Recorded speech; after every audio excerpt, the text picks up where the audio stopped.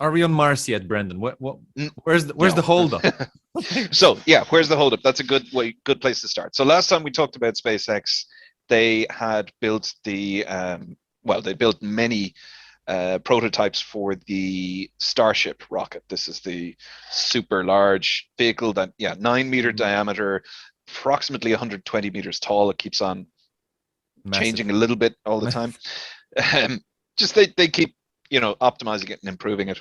And we had, I think the last time we were talking, they had done the first stacking, or maybe they hadn't, the first stacking of a full stack. So that being the super heavy booster and the Starship itself on top. So it's a confusing naming scheme. The whole system overall is called Starship, but on Earth only, you need an extra kick to get off the ground because Earth has the essentially the highest gravity of any rocky planet in the solar system, Yeah. and it also has a thick atmosphere, which provides resistance on the way up. So you need an extra bit of oomph to get out of Earth's atmosphere and get into orbit. On any other world, with the exception of Venus, um, You could just yeah, toss it. You could just take it off the field. yeah, you can feck it up the field using the engines on the Starship spacecraft itself. But so on Earth, we need a booster, and that is called Super Heavy, which is also a confusing name. SpaceX are very bad at names. Um, and yeah, I could go into that at length. But yeah, so booster number 4 was all ready and built and set up, and it was put on the brand new orbital launch pad, which they have put together over the last, like, I think it took about 6 months from empty field to orbital launch pad with crazy new stacking system, which is this like pair of arms that they call chopsticks that lever in and out. And not only does that put the rocket together on the pad, but also when the mission is accomplished and the booster comes back, it grabs the Catches booster, it. puts it back Yeah. on the pad. Then the spacecraft comes back later, grabs the spacecraft, puts that on top of the rocket again. They Mhm. refuel everything, go off again.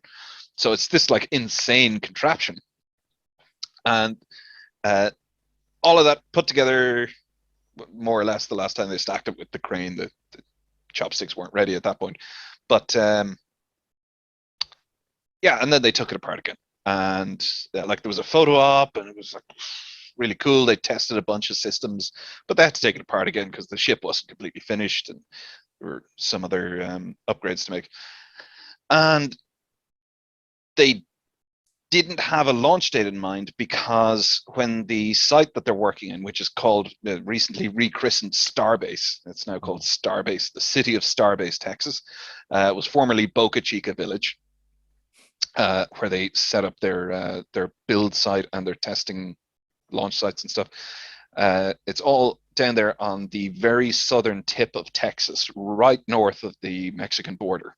Like they can spit and hit Mexico from there. Mm. And as such, there was concern that Trump's border wall was actually going to be constructed right through the campus of SpaceX. It's literally, there was planning permission requests made for Shoot, that.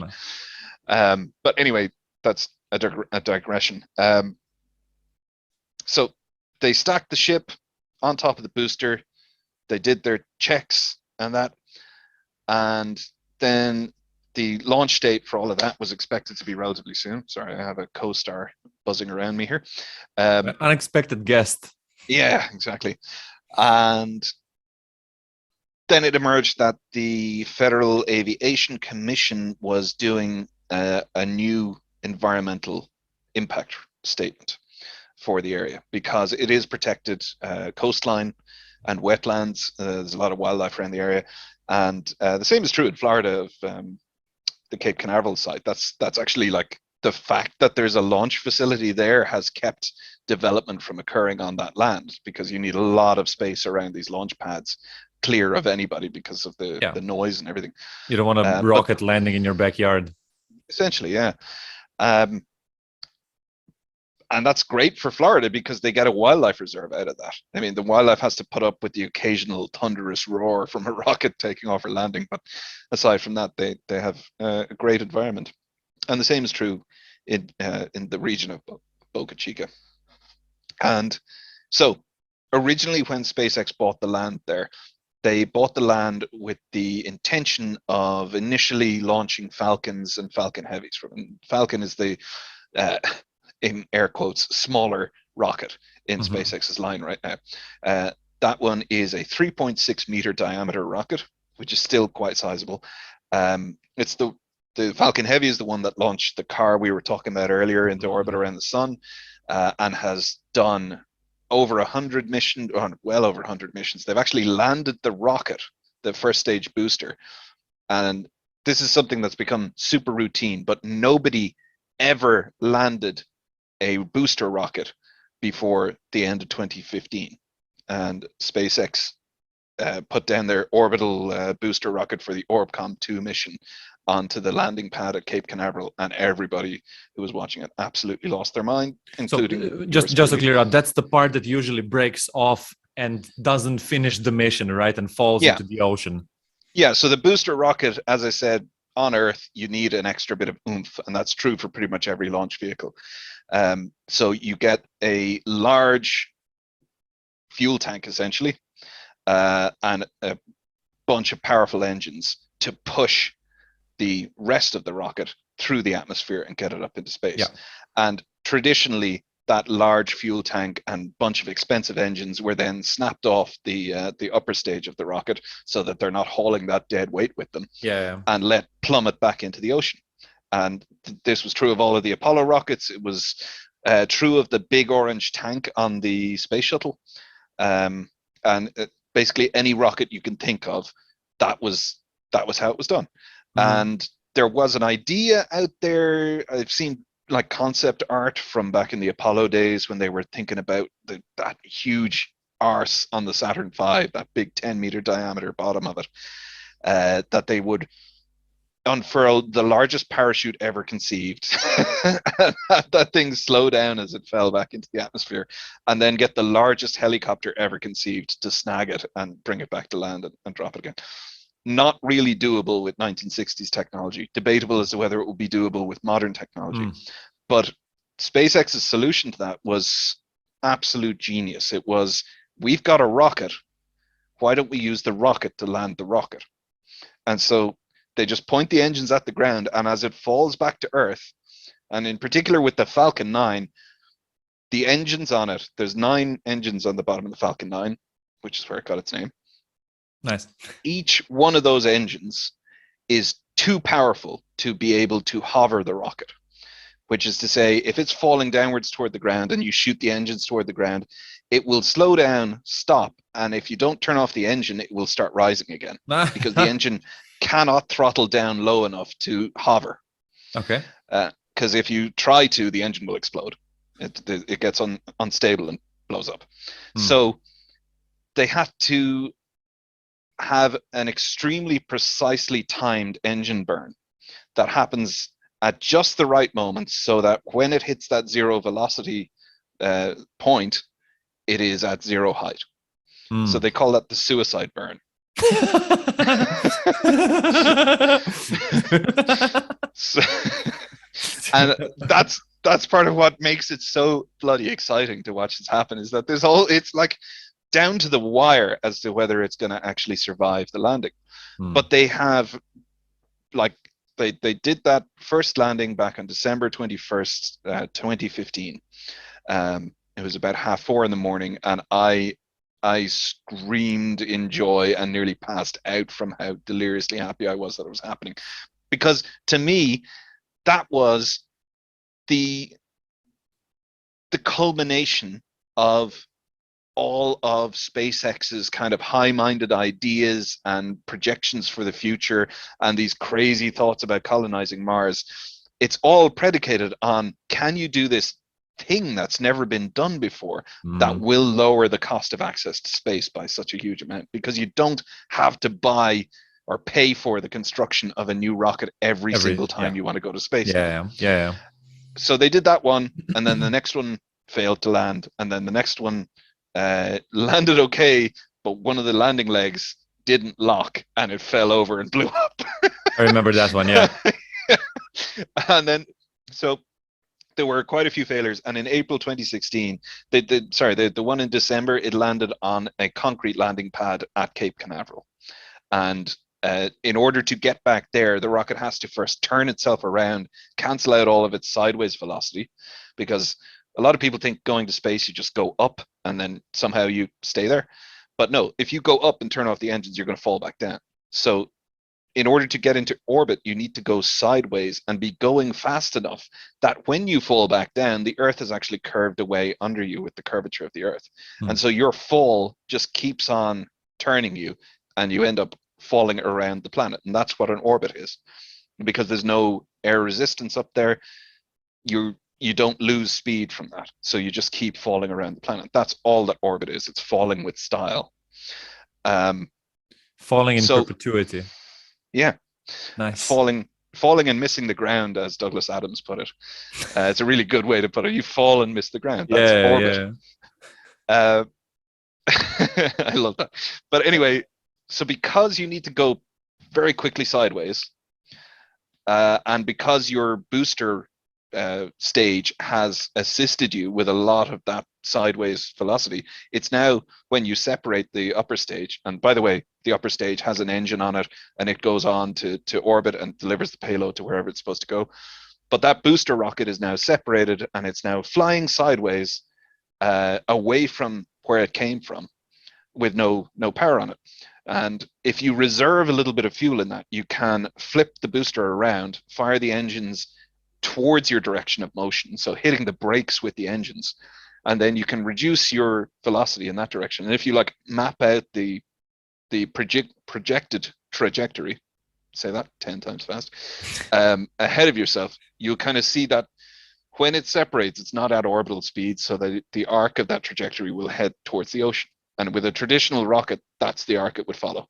If you then keep that projection live as you turn the rocket around and fire the engines to brake it, that arc starts to shrink until the impact point is directly below the rocket, and then it flips around and the impact point starts to go back along the course towards where the rocket came from. So that's called the boost back burn. And that is just awesome to see, especially if a launch occurs at sunset or shortly after sunset. You get this effect where the rocket and the gas it's spewing out into the vacuum of space are above the shadow of the Earth, so they're getting the sunlight, and you get this ghostly kind of jellyfish effect. If you search for SpaceX Jellyfish, you'll see all these beautiful imagery, and videos in particular are just amazing.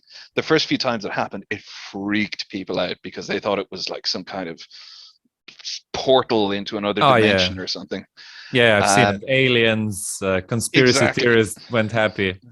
Yeah. I remember the first few times it happened over LA in particular, because they launch out of a launch site north of LA called Vandenberg Air Force Base.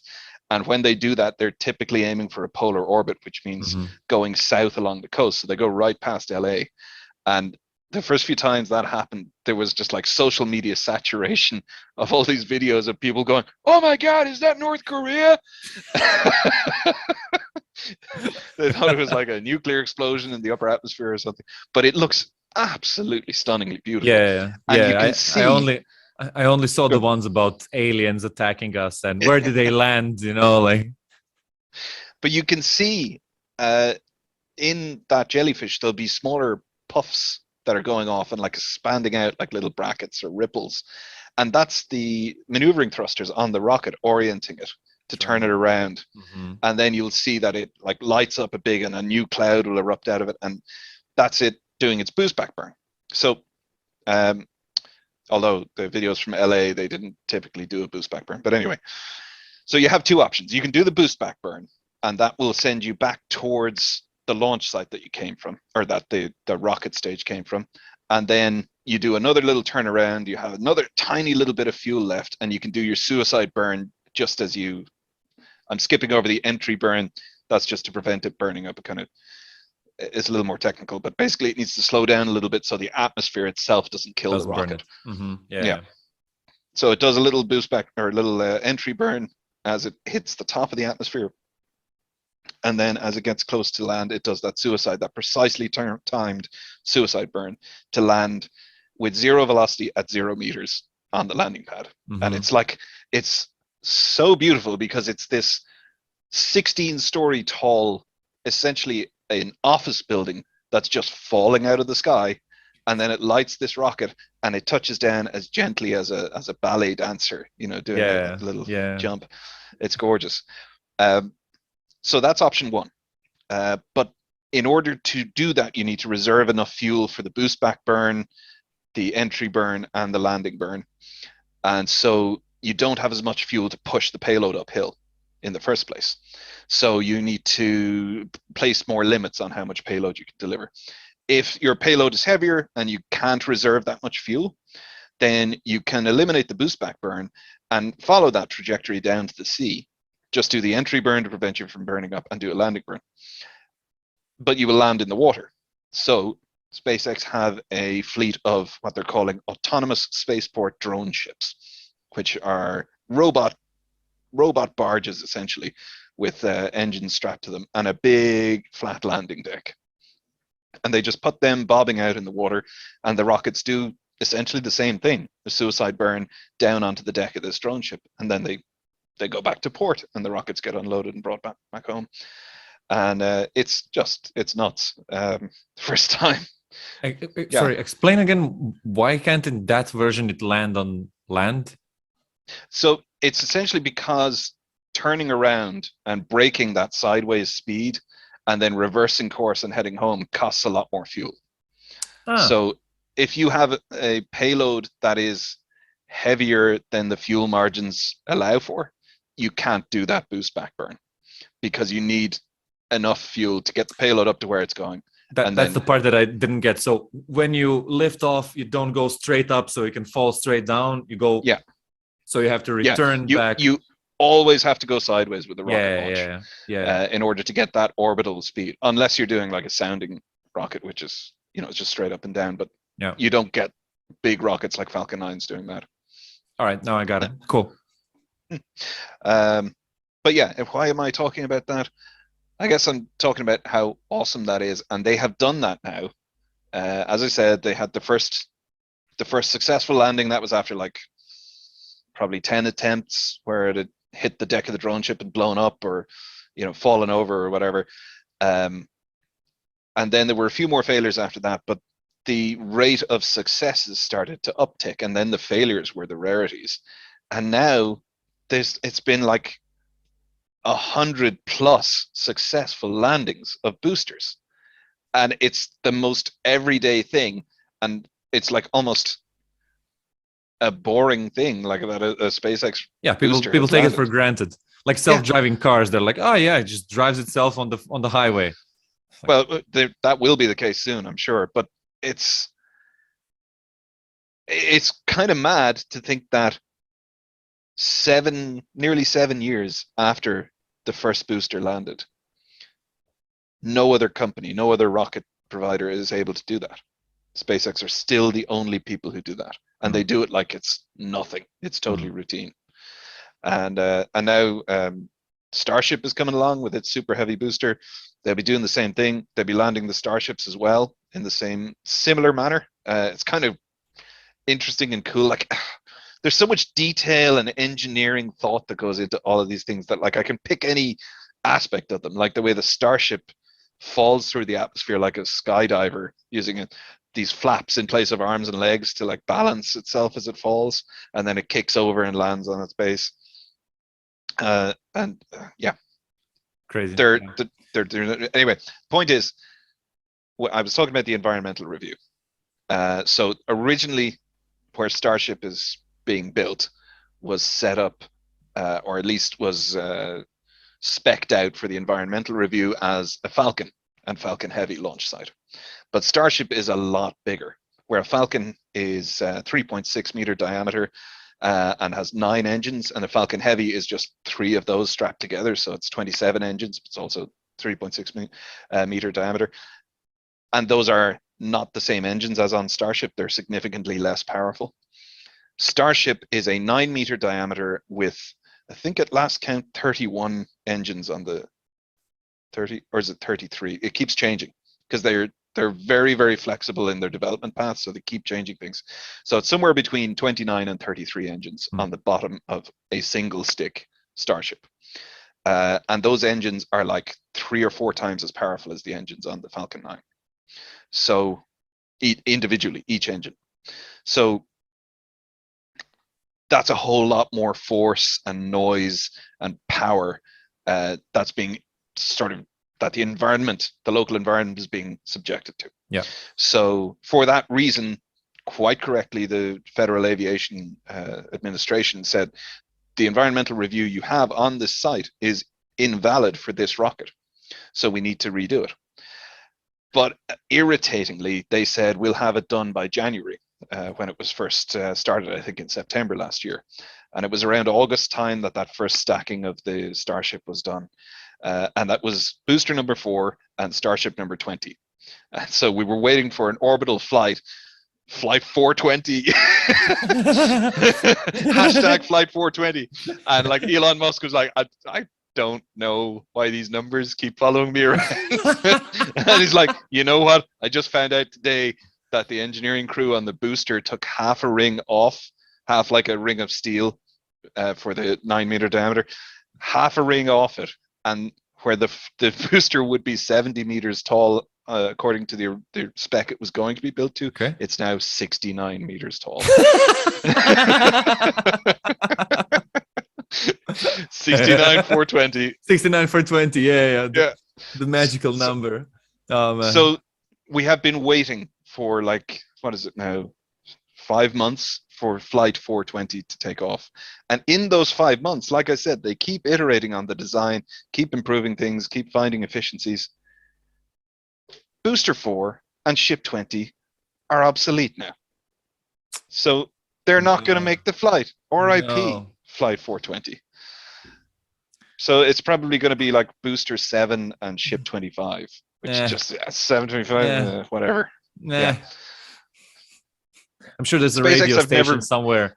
I'm sure there's a radio station somewhere like 725, and they like have 30 years of history, and we just like destroy them. We're like, nah. Yeah, but okay. So that's where SpaceX stands. Not even covering Starlink. That's going really, really well. They have very good global coverage of the internet satellites, and there was a lot of consternation among the astronomical community about them initially because they were very visible in the sky and they would interfere with astronomical long exposure photographs. SpaceX have been working with the astronomical community to fix that. And so they have little black flaps that kind of deflect the sun or shade the shiniest parts of the satellites from the sun, which massively reduces how visible they are. And when they are ascending to their on-orbit station, they have changed the orientation that the satellites go into when they're ascending up to their orbit. Nice. So they don't reflect it. Yeah, nice. Exactly. How powerful of a telescope would you have to see one of the Starlink satellites? You probably need to go with a Mark 1 eyeball. Of course. I will say when they're initially launched and they're still separating, because they launched them as a stack of like 60. It's like getting a deck of playing cards, although they're slightly thicker, so they're like tall. And then they take the rocket, the upper stage of the rocket, which has brought them into orbit. And once they're ready to release, they just turn it gently and let go. And they let go of all the satellites, like the straps essentially come off. And it's just like a slow motion card dealer throwing a deck of cards across the table. They spread out really neatly. Nice. And they take a couple of days to like spread out completely. So if you're lucky, you can catch a post-deployment batch of between 40 and 60 Starlinks spreading out as this like glittering stream in the sky shortly after sunset, if it just happens to pass over. I've seen it myself once, and it was absolutely mind-boggling. It looked like a sword in the sky. It was incredible. But that was way more visible before they implemented all of these fixes to kind of make it more astronomy friendly. You will still see it in the first day or two after launch. But after that, the satellites wake up, they turn themselves around, they do the orientation, they put out the flaps, and you can't see them anymore. In terms of how powerful a telescope, if you were looking for them, just a regular old backyard telescope, you'd probably find them, as long as they're sunlit. You know, if the conditions are right, etc. And so they do still cause issues for astronomers, because you do still get a streak going through the imagery, but it's less pronounced now. And other things that SpaceX have done is, or at least said they'd do, I don't know that this has actually come to fruition, but they were talking about producing some kind of software, perhaps a plugin for the software that astronomers use to manage their what would be time-lapse photography, but it's long exposure photography. So in order to get detail on distant nebulae or galaxies, you leave the camera aperture open and let it just soak in the light. And because the Earth is turning, everything will smear out if you don't have some piece of equipment. So they have what are called equatorial mounts for the telescopes that just match the rotation of the Earth and keep the target. So it's always kind of steady in place. And so doing that, they can drink in all of the light and get loads of detail on the astronomical object they're looking at. But if a satellite does pass through that field of view during that, there will be a streak across the photograph. Just painted by the light of that one satellite. So what SpaceX were talking about doing was having software or a plugin for stacking software that is aware of where all the Starlink satellites are. It's regularly updated, and will simply stop stacking while a Starlink is passing through the field of view. And that's a nice one.